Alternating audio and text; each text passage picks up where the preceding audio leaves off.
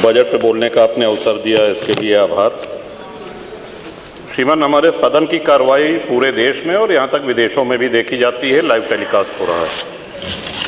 कुछ बातें यहाँ पे गलत कही गई हैं, सत्य से परे कही गई हैं और कुछ आधी अधूरी बातें करी गई हैं, जिससे बाहर एक भ्रम और भ्रांति वाली स्थिति भी बनती है।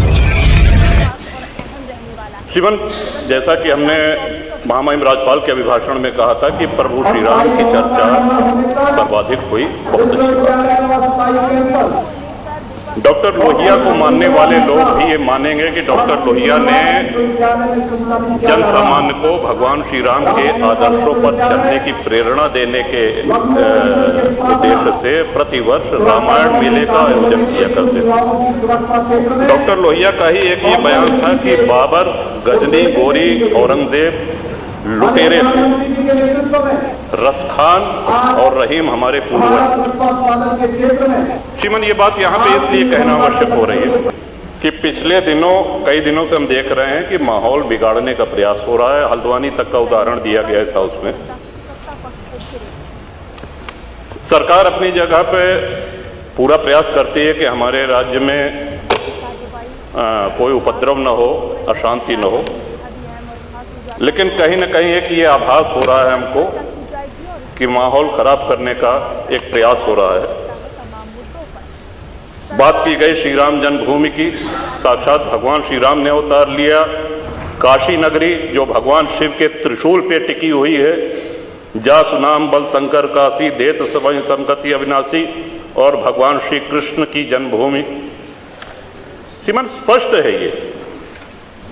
दीवाल के ऊपर शिखर तोड़ करके गुंबद बना देने से ये गंगा जमुनी तहजीब नहीं होती।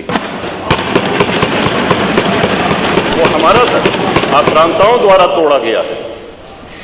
और एक और भ्रम फैलाया जा रहा है, जो व्यास जी के गुफा में जो पूजा हो रही है, वो पूजा अनवरत सैकड़ों वर्ष से चलती आ रही है। ये बात बाहर जानी चाहिए श्रीमती।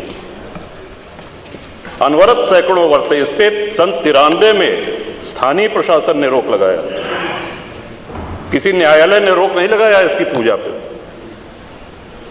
और इस सदन के माध्यम से श्रीमान उन पुजारी को भी हम प्रणाम करेंगे, 31 वर्ष जिन्होंने चाबी संभाल के रखी कि एक न एक दिन ऐसी सरकार आएगी कि ये ताला खुलेगा और इस चाबी की आवश्यकता है।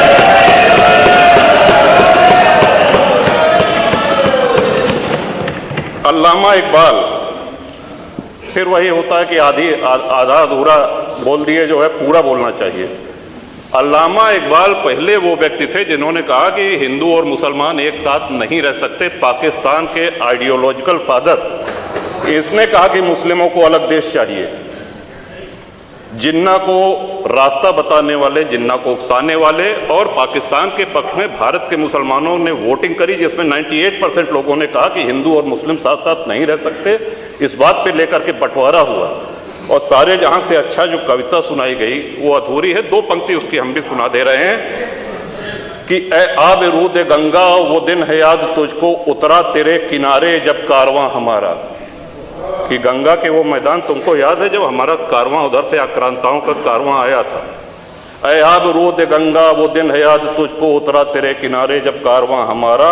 चीनो अरब हमारा, हिंदुस्तान हमारा, मुस्लिम है हम, वतन है सारा जहां हमारा। ये है, ये तरानाए मिल्ली की पंक्तियां हैं। अल्लामा इकबाल ने 1910 में लिखी थी श्रीमान।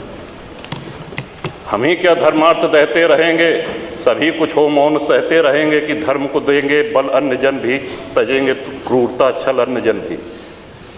श्रीमान, हिंदू तो सर्वसमावेशी है। किसको आश्रय नहीं मिला, किसको आसरा नहीं मिला। यहाँ पे जो भी संकट में आया उसको हमने अपनाया। कभी किसी हिंदू ने नहीं कहा कि हम मुसलमान के साथ नहीं रह सकते हैं। उल्टा जब बंटवारा हुआ, धर्म के आधार पे हुआ, पाकिस्तान बना, जो मुस्लिम वहां जा रहे थे, हिंदुओं ने उनको रोकने का काम किया कि आप रहिए हमारे साथ, भाई भाई बन के रहिए। इस संवेदनशीलता को रसखान जी, अब्दुल रहीम खान खाना, इनके आदर्शों पे चलेंगे तब अच्छा वातावरण, अच्छा माहौल बनेगा।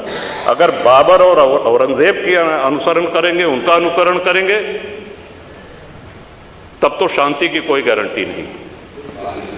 मैं फिर से पुनः बधाई देता हूं, इस बजट का समर्थन करता हूं और माननीय योगी जी की सरकार को बधाई देता हूं।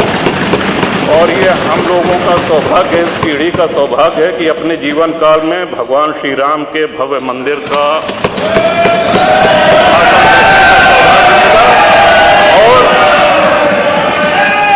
मेरा ये भी मानना है कि आदि शंकराचार्य के बाद